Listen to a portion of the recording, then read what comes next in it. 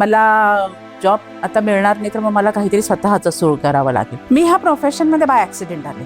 माझ्या घरामध्ये कोणीही बिझनेस केलेला नाही. एक स्टेज आली असेल राईट ह्या जर्नीमध्ये की तुला वाटलं की आता हो आपण हे करायचंय आणि हे करू शकतो. कि सर स्मिता को ग्रूमिंग ठीक करने के लिए बोलो, क्लाइंट के यहाँ पे उसके कपड़े अच्छे नहीं दिखते. स्मिता अगर आपके पास पैसे नहीं है तो मैं पैसे देता हूँ आणि नवीन ड्रेस खरेदी कर. आणि ॲट दॅट टाइम मला हो शिट, त्याच्यातनं मी लर्निंग घेत गेले आणि कुठे स्वतःला ओ असं काय असं नाही होऊ दिलं. Okay come on what next असं मी स्वतःला ठेवलं. जानेवारीमध्ये मला माइल्ड पॅरालिसिसचा अटॅक आला होता. मला डॉक्टरांनी तर त्यावेळेस सांगितलं होतं की तुम्ही शक्यतो ट्रॅव्हलिंग करू नका, स्ट्रेस घेऊ नका. सो त्यावेळेस असं झालं होतं की आता काय. हे चॅलेंजिंग पिरियड जो होता त्या पिरियडमध्ये कधी मनात हा विचार आला का की अरे लेट मी क्विट दिस? तर ती आयडेंटिटी पुसून स्मिता देशपांडेची एक वेगळी आयडेंटिटी तयार करणं हा सगळ्यात मोठा चॅलेंज. ते आजही नोकरी करतायत आणि मी आज माझं स्वतःची कंपनी रन करते. तुला हे कधी सुचलं की आपण ही कन्सल्टिंग ज्वेलरी मध्येच करावी? जेव्हा मला पहिला क्लायंट हो म्हणाला ना, त्यांनी ट्रस्ट दाखवला ना, त्यावेळेस मला वाटलं की येस नाऊ डूएबल. ती माझ्यासाठी एक आहा मोमेंट होती आणि पुढे जाण्यासाठीच मोमेंट होती. प्रत्येक लेडीज स्मिता देशपांडे बनावी. आय एम डेफिनेटली शुअर की हे ऐकल्यानंतर प्रत्येकाने एक छोटीशी स्टेप जरी घेतली तरी I think her brew would have satisfied of what we are trying to do.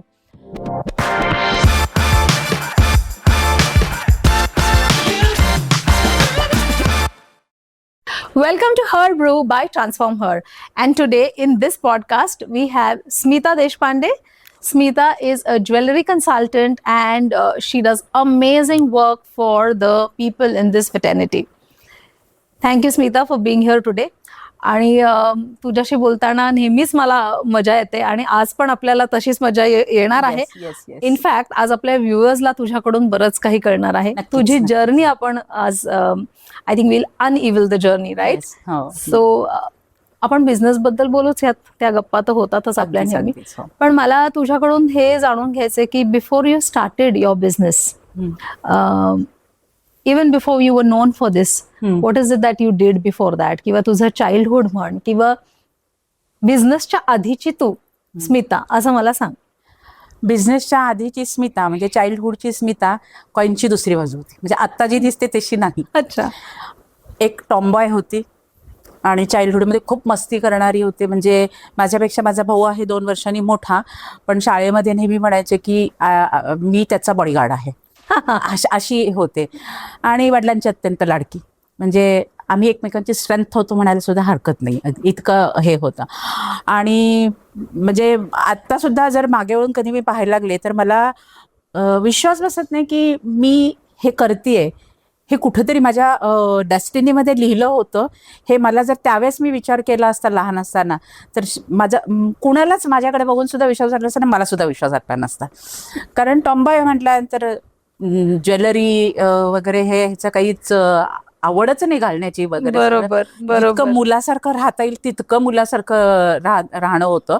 आणि त्याच्यानंतर ह्या सगळ्या स्वभावामुळे एक होतं, स्वभावातल्या काही गोष्टींमुळे आता काही असं त्या आत्ता कशा उपयोगाला येतात हे आता समजतं. त्याचा व्यवस्थित उपयोग करून घेतेस त्या स्वभावामुळे. येस. अमेझिंग.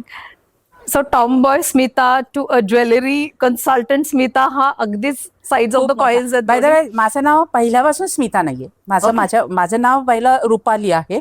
माहेरचं आडनाव देशमुख आहे, पण हे लग्नानंतर बदललेलं नाव आहे स्मिता देशपांडे. तर तुझ्या डोक्यात हा बिझनेस किंवा ह्या प्रोफेशन मध्ये जावं हे कधी आलं? मी ह्या प्रोफेशन मध्ये बाय ॲक्सिडेंट आले बघायला गेलं तर. मी जेव्हा माझा मुलगा 2-3 वर्षाचा झाला आणि त्याच्यानंतर मी जेव्हा जॉब सर्च करत होते तर ॲट दॅट टाइम माझ्या भावाचे मित्र आहेत, सोलापूरचे मी प्रॉपर, तर त्यांनी असं ज्वेलरी बनवण्याचा, कास्टिंग ज्वेलरी बनवण्याचा गोल्डचा कारखाना सुरू केला आहे होता. तर मग त्यांनी मला विचारलं की आम्हाला तिथे घरचं कोणीतरी, कारण फ्लोअरवरती सगळीकडे सोनं होतं, सो आम्हाला घरचं कोणीतरी विश्वासाचं असं तिथे पाहिजे आहे. सो तू करशील का, तू येशील का? मी त्या कुठेतरी जॉब करायचा तर मी ऍक्सिडेंट हा येते ठीक आहे येते असं मी त्यांना म्हटलं तिथे. आणि ही माझी जर्नी तिथे सुरू झाली. तेव्हा सोनं म्हणजे काय, ते कसं म्हणजे काय काही नाही, ABC काहीही सोन्याच्या बद्दलचं माहिती नव्हतं. मी तिथंच सगळं हा ट्रेनिंग तिथं घेतलं आणि त्याच्यानंतर ती जर्नी जी आहे ती आजपर्यंत घेऊन आली मला इथे. त्यावेळेस ही मला जर कोणी म्हटलं असतं की तू पुढे जाऊन या क्षेत्रात असं करणार आहेस तरी तुला माहिती कोणाला नव्हतं. मला विश्वास बसला नसता आणि बाकीच्या नाही कोणाला नसता. पण मग तू हा जॉब म्हणून चालू केलंस हा. आणि मग त्यातनं हा तुझी हो, हो. कन्सल्टिंग तू चालू केलीस. माझं एकंदरीत करिअर जे आहे ते सगळे 30-35 वर्षाचं आहे. त्या 35 वर्षामध्ये मी जवळपास 25 वर्ष जॉब केलेला आहे. 25 वर्ष जॉब 25 वर्ष 22-25 वर्ष मी जॉब केलेला आहे. ओके. आणि त्याच्यानंतर मिस्टर कोविड जेव्हा येऊन गेले त्याच्यानंतर मी माझा बिझनेस सुरू केला आहे. अच्छा, सो हा. Covid has been the Yes. Turning point माझ्यासाठी टर्निंग पॉइंट आणि एक खूप पॉझिटिव्ह पॉइंट ठरला त्याचे. हा. आणि हे पूर्ण 25 वर्ष तू ज्वेलर्स किंवा ह्या म्हणजे ह्या त्याच्यात फील्डशी तर काही म्हणजे 18 वर्ष तर 18-19 वर्ष तर ज्वेलरी म्हणजे लग्नाच्या आधीचीच होती त्याच्यामध्ये. आणि म्हणजे पण 18-19व्या वर्षी जेव्हा मी जॉब करायला सुरुवात केलं सो त्यावेळेस माझे वडील एक्सपायर झाले होते आणि वडील बँकेत होते आणि तसं काही फार घरामध्ये फायनान्शियल प्रॉब्लेम होते असं नाही. बट येस माझं पहिल्यापासून वडिलांनी माझं अपब्रिंगिंग असं केलेलं होतं की स्वावलंबी थोडंसं होतं. त्याच्यामुळे मी तेव्हा लॉला ॲडमिशन घेत होते आणि माझ्या डोक्यामध्ये होतं की नाही माझं खर्च जो आहे शिक्षणाचा हा मलाच मॅनेज करायचा आहे. आणि कारण भावाला माझ्या कॉम्पेन्सेशन बेसिसवरती जॉब लागला होता आणि तेव्हा त्याला एवढं इन्कम नव्हतं की हा सगळा खर्च अफोर्ड करेल. लॉला त्यावेळेसच्या दृष्टीने त्यावेळेसही जास्ती फीज होती तिथं. सो म्हणून मग मी जॉब करत करत हे केलं एज्युकेशन येस. पण त्यावेळेस मग मी पार्ट टाइम जॉब करत होते एका कॉम्प्युटर इन्स्टिट्यूटमध्ये रिसेप्शनिस्ट म्हणून जॉब करत होते आणि तिथून माझी नोकरीच्या जर्नीची सुरुवात झाली तिथे. सो म्हणून ते असे 35 वर्ष total. yes. Okay. So you started different fields मध्ये करत करत मग ते हो, ज्वेलरीकडे जाऊन हो. मग तुला हे कधी सुचलं की आपण ही कन्सल्टिंग ज्वेलरी मध्येच करावी? Why not anything else? म्हणजे बाकी पण बऱ्याचशा आहेत राईट. हो. आणि दिस इज समथिंग व्हेरी युनिक. मला हे सुचलं आणि मला हे वाटलं कारण की एकतर जेव्हा हे डिसिजन घ्यायचा वेळ आली होती निर्णय घ्यायचा की मला आता कन्सल्टिंग तर त्यावेळेस ऍट द एज ऑफ 40-42च्या दरम्यान मला एज हे नुकतंच माझं सेपरेशन पण झालं होतं आणि ॲट दॅट टाइम मला आता काहीतरी करायचं. पण जॉबला घेताना कोणीही असं इतक्या एजमध्ये म्हटल्यानंतर थोडासा विचार करत होते. सो 2-3 वर्ष माझे जॉब झाले पण 45च्या नंतर मला असं झालं की जॉब स्विच करायचं म्हणजे पुण्यामध्ये शिफ्ट होणं आणि हे असं झालं. तेव्हा असं वाटलं की मला जॉब आता मिळणार नाही तर मग मला काहीतरी स्वतःचं सुरू करावं लागेल. आणि मग त्यावेळेस मी डिसिजन घेतला की आपल्याला बिझनेस करायचा आहे.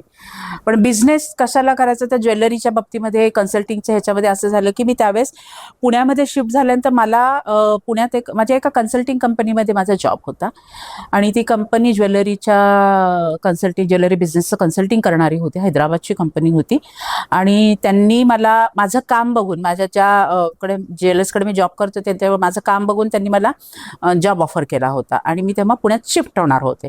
सो त्यांनी मला तिथे हे केलं आणि मग कन्सल्टिंग कसं असतं काय असतं हा सगळं मी तिथे शिकले आहे. सो स्मिता, आपण म्हणजे टिपिकली हा जो सिनारिओ आहे जिथे तुम्ही जॉब करताय आणि जॉब सोडून मग तुम्ही जेव्हा बिझनेसची किंवा कन्सल्टिंगचं डोक्यात विचार येतो एक फिक्स्ड इन्कम आपण सोडून जेव्हा ह्या साईडला वळतो त्यावेळी त्या गोष्टी खूप हो हे डिसिजन घेणं माझ्यासाठी खरंच खूप चॅलेंजिंग होतं. बिकॉज 2-3 गोष्टी ह्याच्यासाठी मॅटर करत होत्या की एक आमच्या फुल फॅमिलीमध्ये मी फर्स्ट एंटरप्रेन्युअर आहे. माझ्या घरामध्ये कोणीही बिझनेस केलेला नाहीये. सगळ्यांना म्हणजे माझे वडिलांना मिळून 4 भाऊ आणि ते 4ही भाऊ बँकेमध्ये म्हणजे 10 ते 6चा जॉब करणारे होते. त्याच्यामुळे घरामध्ये सगळ्यांचा माइंडसेट 10 ते 6चा जॉब एवढाच होता आणि एक रेग्युलर इन्कमचा माइंडसेट होता. इव्हन माझं अपब्रिंगिंग अशाच गोष्टींमुळे मध्ये झालेलं असल्यामुळे माझ्यासाठी हे डिसिजन घेणं हे खूपच अवघड होतं.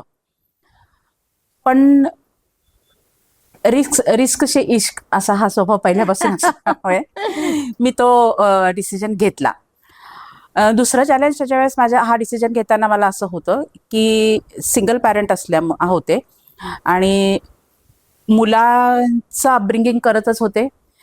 त्यावेळेस त्याला जॉब लागला होता, शिक्षण संपले तर, पण त्याचं इतकं इन्कम नव्हतं, नवीनच जॉब असल्यामुळे, की तो मला काही हेल्प करेल. बरं, कन्सल्टिंग चं हे करायचं म्हटल्यानंतर ट्रॅव्हलिंग त्याच्यामध्ये आलंच, कारण की मला काही फक्त पुण्यामध्येच मिळतील असं काहीच नव्हतं. ऑल ओव्हर महाराष्ट्र हे माझं मैदान होतं, त्याच्यामुळे मला सगळीकडचेच मिळतील. सो घर आणि वर्क लाईफ बॅलन्स आणि घर बॅलन्स हे सगळं मला करणं गरजेचं होतं. सो या सगळ्यामध्ये माझ्यासाठी हा डिसिजन घेणं खरंच खूप होतं, हे होतं. पण मी घेतलं, म्हटलं नाही, आपल्याला काही ना काहीतरी. आणि मी हे घेतल्यानंतर सपोर्ट माझ्या म्हणजे मी थँकफुल माझ्या पहिल्या क्लायंटशी आहे की ज्यांनी माझ्यावरती ट्रस्ट ठेवून मला ही अपॉर्च्युनिटी दिली. की कारण मी त्यांच्याकडे, ज्या क्लायंटकडे मी जात होते, तर त्यांच्याकडे मी जॉब करत असताना त्यांचं काम मी सांभाळलं होतं आणि त्यांनी कामाची पद्धत बघितलेली असल्यामुळे त्यांनी मला फर्स्ट अटेम्प्टमध्येच हो या तुम्ही करा मॅडम असं त्यांनी म्हटलं. आणि मी तिथे त्यावेळेस प्राइसिंग माहित नव्हतं, त्यावेळेस काहीही माहित नव्हतं की काय घेतात, किती घेतात, ह्याच्यासाठी काय करतात हे माहिती होतं, बट पैसे किती घेतात, आपला खर्च त्याच्यामध्ये निघतोय का, काहीही माहित नव्हतं. पण येस, आणि सुरुवातीच्या जर्नीमध्ये असेही अनुभव आले की काही क्लायंट्सनी फसवलं सुद्धा पैशाच्या बाबतीमध्ये, पैसे पूर्ण दिले नाही. पण येस, पहिल्यापासूनच चाइल्डहुड पासून स्वभाव माझा गिव्हअप करण्याचा नाही आणि लर्निंग घ्यायचं प्रत्येक गोष्टीमुळे. अर्थात हे गोष्ट तुला चांगलीच माहिती आहे सर, कारण की मी तुझ्याचकडनं लर्निंग घेतलं या गोष्टींचं. सो हा स्वभाव असल्यामुळे त्याच्यातनं मी लर्निंग घेत गेले आणि कुठे स्वतःला असं काय, असं नाही होऊ दिलं. Okay, come on, what next, असं मी स्वतःला ठेवलं. तो चॅलेंज पूर्ण. येस. पण जेव्हा ही जर्नी चालू होती त्यावेळेला एक आपल्या डोक्यात नेहमी काहीतरी एक प्रश्न नेहमी असतो की हे आपण कसं पुढे घेऊन जाणार किंवा पुढचं काय. सो असा कुठला प्रश्न तुझ्या डोक्यात नेहमी सतत होता, म्हणजे तुला एकटा सोडूनच देत नव्हता, असा कुठला प्रश्न होता? तो प्रश्न अजूनही माझ्या ह्याच्यामध्ये आहे. काय होतं असं की आता जेव्हा मी हे सुरू केलं तेव्हा जेव्हा मी शिकत होते, सो माझं शिक्षण प्युअरली BA आर्ट्समधलं आहे आणि मराठीमधलं आहे शिक्षण. पण मला काम करायचं होतं ते कॉर्पोरेट सेक्टर होतं. सो तिथे इंग्लिश बोलण्याच्या गोष्टी होत्या आणि मला थोडंसं तिथे काही पॉलिश काम तेच होतं, पण पॉलिश शब्द आहेत, KRA, KPI, असेच काय म्हणतात तुमचं स्वॉट अनालिसिस आणि ह्या सगळ्या गोष्टी, हे मला काहीही माहिती नव्हतं. Management terminology. Yes, management. मला हे त्यांचं काम मला करून द्यायचं आहे एवढं माहिती होतं, ते कसं करून द्यायचं हेही मला माहिती होतं. पण ते मला जेव्हा असे शब्द, अरे म्हणजे काय, मग मी गुगलवरती त्याच्यावरती शोधत होते आणि मग तिथून मी लर्निंग माझं सुरू केलं. आणि अजूनही मला तो प्रश्न असतो की त्यांच्याकडे आता काही मुंबईचे क्लायंट्स आहेत, काही अजून थोडेसे काही क्लायंट्स आहेत त्यांचे चेन स्टोअर्स असतात, तर त्यांच्याकडे सुद्धा स्टाफ 100पेक्षा जास्त असतो आणि प्रत्येक स्टोअरमध्ये वगैरे, तर तिथे कसं करायचं. तर हे सगळं मी तेव्हा सिंगलली करत होते, आता माझी टीम पण आहे. पण प्रत्येक वेळेस माझा थोडासा हा जो शिक्षण, त्या MBA लागतं ह्याच्याकरता, माझं फक्त BA होतं, तर हा शिक्षणाचा असल्यामुळे आपण हे करू शकू का हा प्रश्न होता.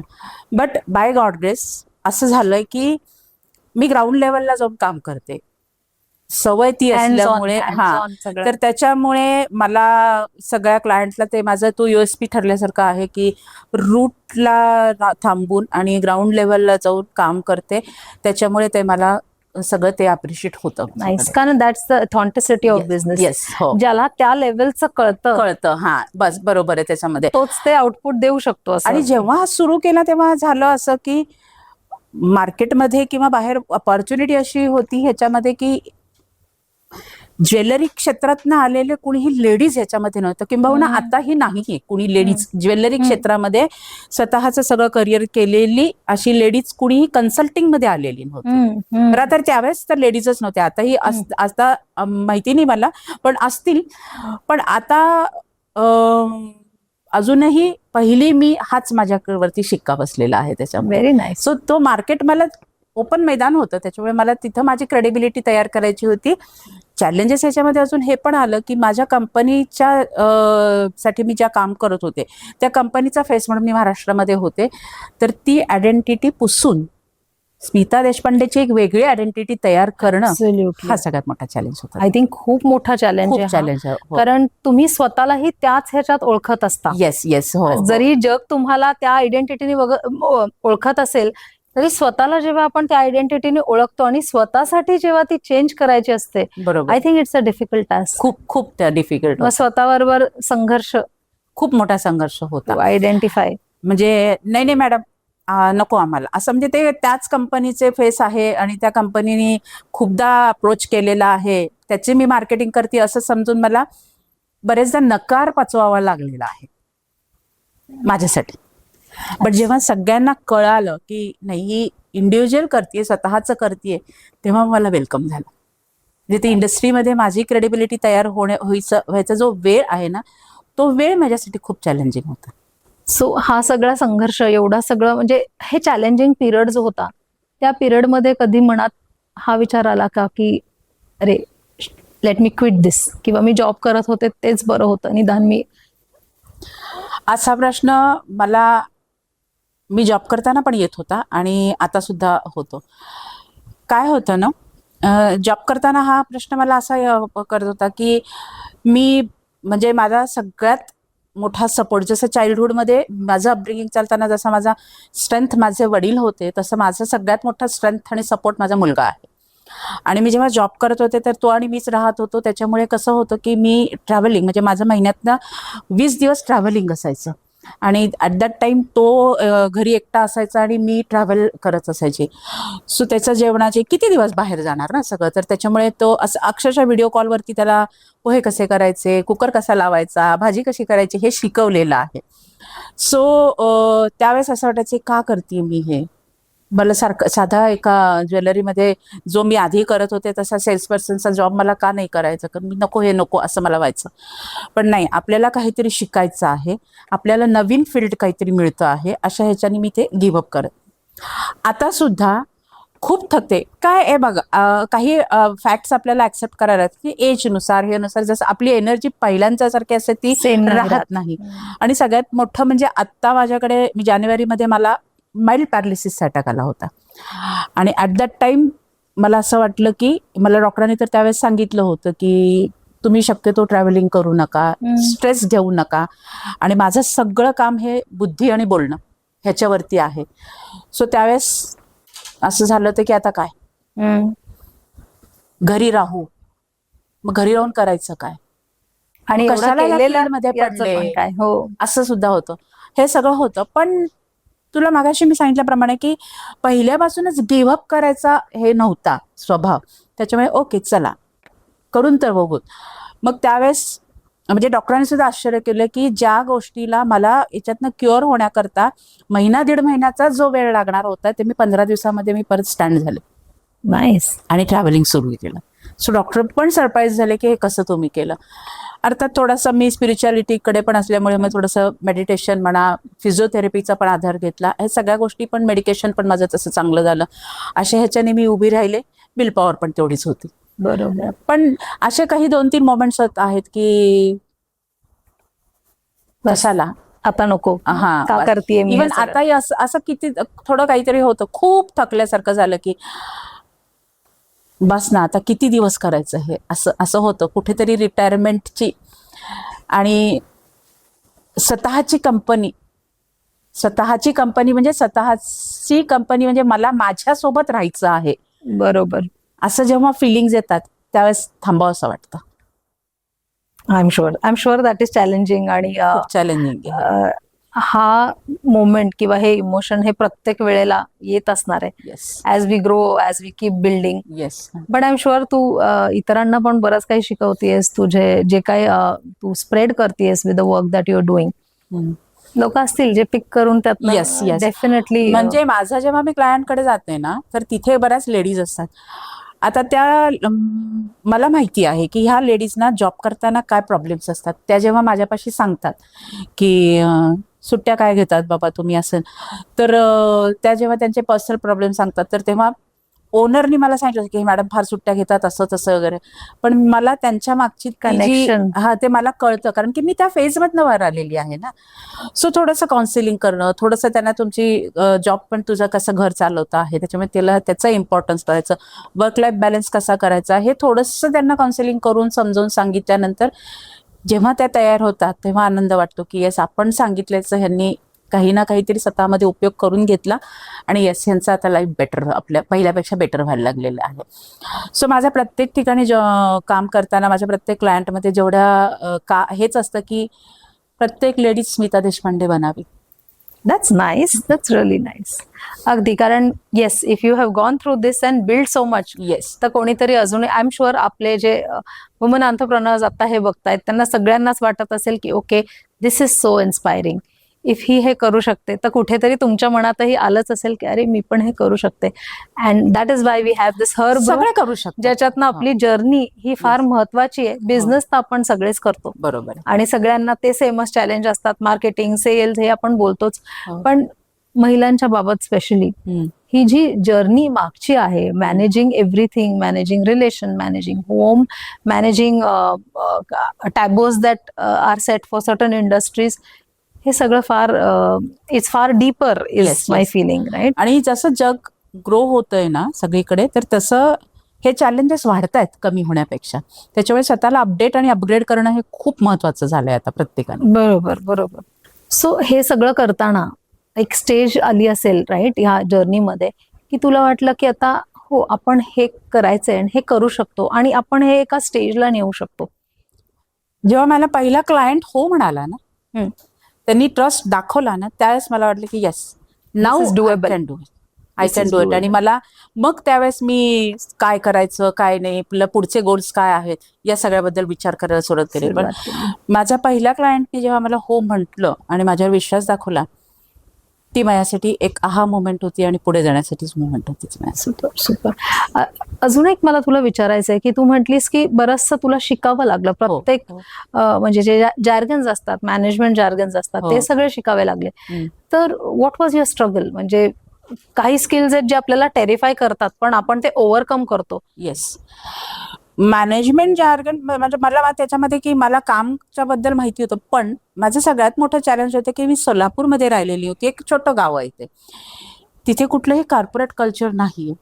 आणि त्यावेळेस मी जेव्हा पुण्यामध्ये शिफ्ट झाले तर Pune is just like a foreign असं होतं माझ्यासाठी.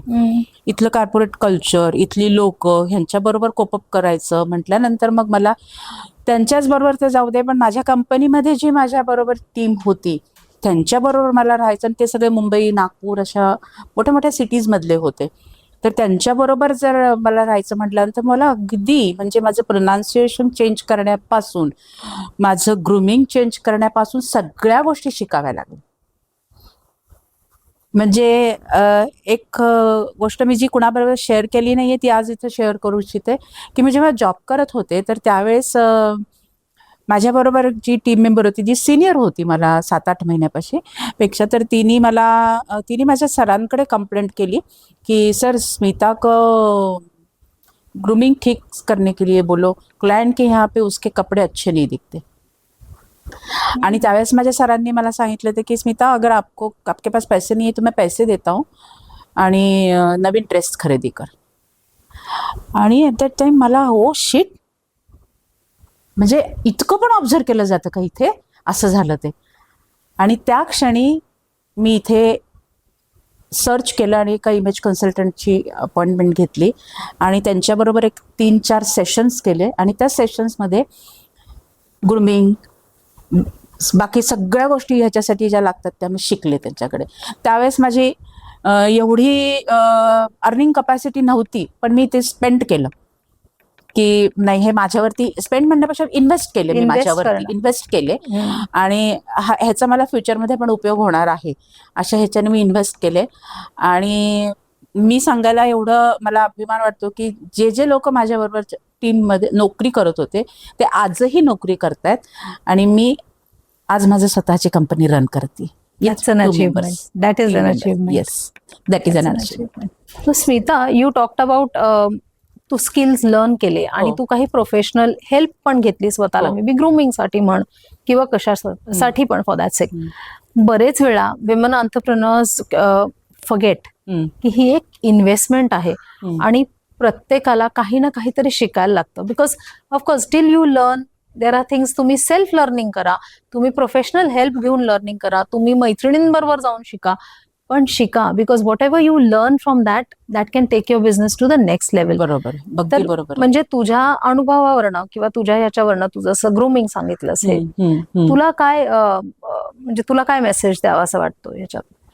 मी तर म्हणजे सगळ्या वुमन ऑन्ट्रप्रेन्युअर, रादर ऑन्ट्रप्रेन्युअर असा किंवा हाऊसवाईफ असा, मी माझं म्हणणं की प्रत्येकाने स्वतःचं आर्थिक स्वातंत्र्य तर जपायलाच पाहिजे. आर्थिक अस्तित्व, स्वातंत्र्य म्हणण्यापेक्षा अस्तित्व जपायला पाहिजे. आणि येस, तुम्ही हाऊसवाईफ असू दे, तुम्ही ऑन्ट्रप्रेन्युअर असू दे, तुमचा बिझनेस छोटासा घरामध्ये असू दे, एक्झिबिशन टू एक्झिबिशन असू दे, कसंही असू दे ना, पण तुम्ही स्वतःवरती लर्निंगमध्ये कीप लर्निंग ह्याच्यामध्ये तुम्हाला इन्व्हेस्ट करते.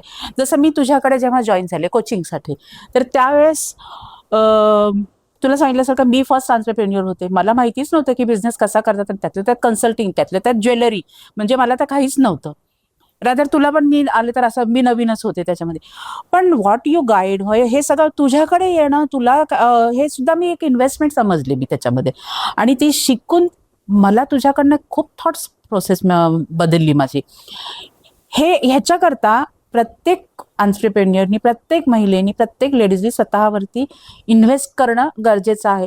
पैशाच्या स्वरूपामध्ये असू दे, नेटवर्किंगच्या स्वरूपामध्ये असू दे, कुठल्या ना कुठल्या स्वरूपामध्ये, पण स्वतःवरती शिकत राहणं आणि इन्व्हेस्टमेंट करणं खूप गरजेचं आहे. अनफॉर्च्युनेटली कसं आहे आपल्याकडे, म्हणजे टिपिकली बघितलं जातं की आपल्याला जॉब मिळावा म्हणून आपण हे सगळं शिक्षण घेतो. बरोबर. पण आपण बिझनेस करायचा आहे म्हणून आपण कुठलंच शिक्षण घेत नाही, आपण ते असंच चालू करतो. एक्झॅक्टली. आय थिंक हा जो भाग आहे ना तो एंटरप्रेन्योर्सनी पूर्ण, म्हणजे भलेही महिला असो किंवा on the counter part, male और female does not matter, yes, त्या गोष्टीत इन्व्हेस्ट करणं हे अतिशय खूप महत्वाची गरजेचं आहे. गोष्ट आहे. म्हणजे मला असं काय वाटतं ना तेजस्विनी, की जर मी करू शकले तर मग जगातली कोणतीही लेडीज हे करू शकते असं मला वाटतं. कारण की मी तुला मगाशी सांगितलं की चाइल्डहुडमध्ये मी एकदम टॉम्बॉय होते.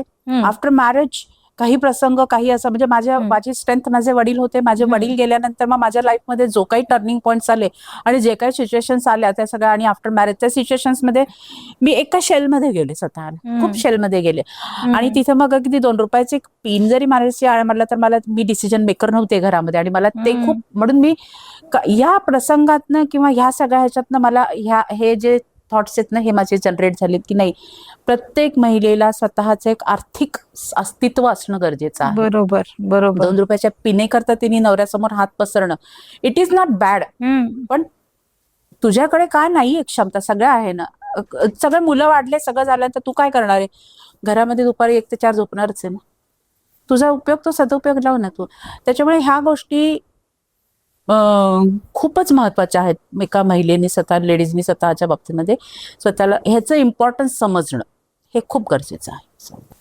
स्मिता, आज जे एंटरप्रेन्योर्स इथे हा पॉडकास्ट ऐकतायत, त्यांना जर असं काहीतरी करायचं असेल आणि इमॅजिन की ते एक्झॅक्टली तू ज्या जागेवर होतीस जेव्हा चालू केलं त्या जागेवर आहेत, तर तुझा त्यांच्यासाठी काय मेसेज असेल?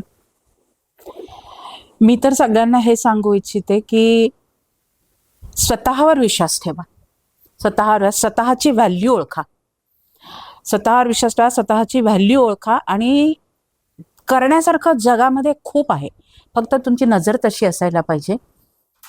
आणि ती नजर तुम्ही ठेवा, आणि कुठल्या गोष्टी तुम्हाला कुठे पोहोचवतील हे सांगू शकत नाही. त्याच्यामुळे कीप लर्निंग आणि keep growing and keep investing आणि keep growing. Thank you so much, and it has been a real pleasure having you, Smita, over here. It was a super time, and knowing the journey, I think खूप matter करतं, कारण जे त्या माणसाला घडवतं, कारण बाहेरून लोकांना हे सगळं दिसत असतं की अरे हे छान चाललंय किंवा अरे हिचा हा बिझनेस असा चाललाय, पण ती व्यक्ती घडण्यास जे काय त्याची स्टोरी आहे, त्याचं स्ट्रगल आहे, आय थिंक हे आपला प्रयत्न आहे थ्रू हर ब्रू महिलांपर्यंत पोहोचवण्याचा. कारण जिथे त्यांना डाऊट आहे की आपण हे करू शकू की नाही, आय एम डेफिनेटली शुअर की हे ऐकल्यानंतर प्रत्येकाने एक छोटीशी स्टेप तरी जरी घेतली तरी I think her brew would have satisfied of what we are trying to do. Thank you Tejaswini. तू इथे बिझनेस समजून घ्यायला नाही, स्मिता देशपांडेला समजून घ्यायला हा पॉडकास्ट तू माझा घेतला आणि मला त्याच्याबद्दल बोलायची संधी दिली त्याच्याबद्दल. आणि तुझ्या पुढील वाटचालीसाठी तुला खूप खूप शुभेच्छा. Thank you so much. आणि all the people who are watching this, keep watching her brew. आपण अशा आणखीन काही इंटरव्ह्यूज घेणार आहोत ह्या पॉडकास्टमध्ये. आणि लाईक, शेअर अँड सबस्क्राईब. आणि तुम्हालाही जर ह्या पॉडकास्टवर यायचं असेल तर feel free to connect with us and we would interview you. Of course आपण बघणार आहोत तुम्ही कुठल्या बिझनेसमध्ये आहात, काय करता वगैरे, आणि then we will definitely be welcome to be here.